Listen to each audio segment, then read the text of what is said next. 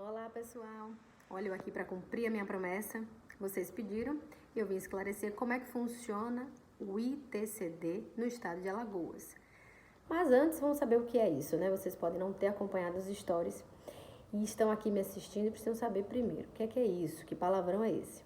Essa é a sigla para o imposto de transmissão daquela propriedade quando você morre, né, depois de morrer, ou quando essa transferência de propriedade se dá sem ônus, né, sem custos para o beneficiário, ou seja, nas doações.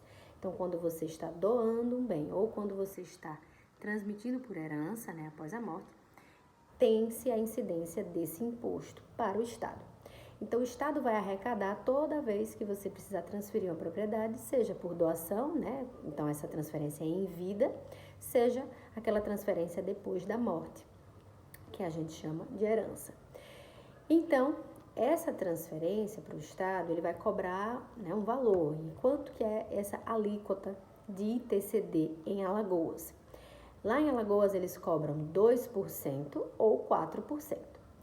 Se esse fato gerador, essa morte ou essa vontade de doar um bem, né, se essa doação, ela ocorreu antes de 2017, como a gente aplica o imposto, né, vigente à época do fato gerador, então até 2017, iniciozinho de 2017 até março, isso, lá em Alagoas a lei previa uma diferença de tributação a depender do grau de parentesco. Mas se o fato gerador é posterior a essa data, é mais recente, então se a pessoa faleceu agora, né, 2023, por exemplo, já vai incidir a nova legislação que não refere grau de parentesco.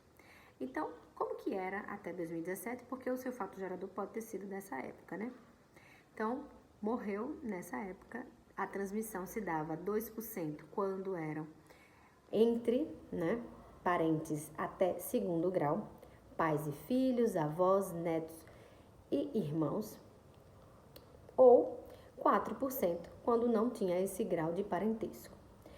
Agora, mais recentemente, a legislação foi alterada e a partir, né, de março de 2017, a incidência de 2% ocorre quando for doação, seja lá qual o grau de parentesco, e 4% quando for depois da morte, ou seja, quando for a transferência de herança, seja lá qual o grau de parentesco. Então, para vocês verem já a preferência, né, do Estado e a maior tributação quando se trata de morte, né, de herança. Então, se a pessoa deixa para doar depois da morte, ela vai pagar mais tributo, certo? Ok. Qual é que é a diferença de uma holding familiar nesse momento da transmissão dos bens?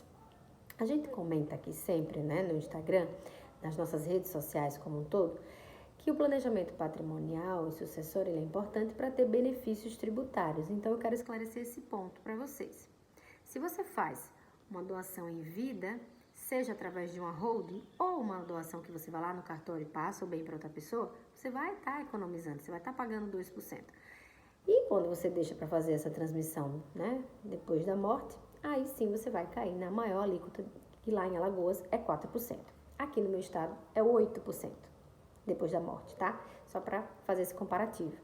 Só que a doação feita em cartório, ela não tem benefício. Pelo contrário, você se desfaz de um bem, você perde o total controle sobre ele. E nós, advogados, sabemos casos e casos de pessoas que estão vivas, que tinham patrimônio e que estão realmente sendo ignorados por seus familiares, que agora detêm a propriedade dos bens doados, sabe? E que estão em situação vulnerável, já idosos, e realmente não tem essa vantagem, você está passando os seus bens por doação em vida no cartório. Porém, com a holding familiar, aí sim, você permanece no controle total e absoluto de todos esses bens que você deseja, né, transmitir, sejam eles imóveis, móveis, e até o dia da sua morte. Então, você já tem tudo planejado para quem você vai deixar o quê. Você já tem uma incidência de menor tributação para que essas pessoas que você tem esse amor e que você deseja ver bem amparadas quando você não estiver mais aqui, elas vão ter a integralidade, né, desse patrimônio, não vão ter que cortar um pedaço dele e destinar ao Estado e destinar aos cartórios. Não. E ela vai conseguir também pagar menos imposto, né, nesse momento, e vai conseguir ter a gestão de todo esse patrimônio o tempo todo, enquanto ele estiver vivo. Então, pode até desistir de tudo que planejou e planejar novamente. Realmente, o planejamento patrimonial é uma preciosidade e que a gente precisa divulgar.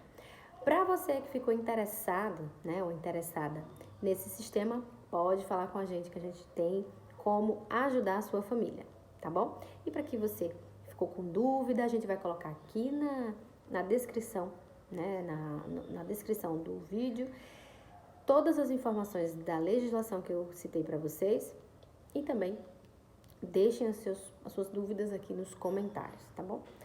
Nos vemos em breve.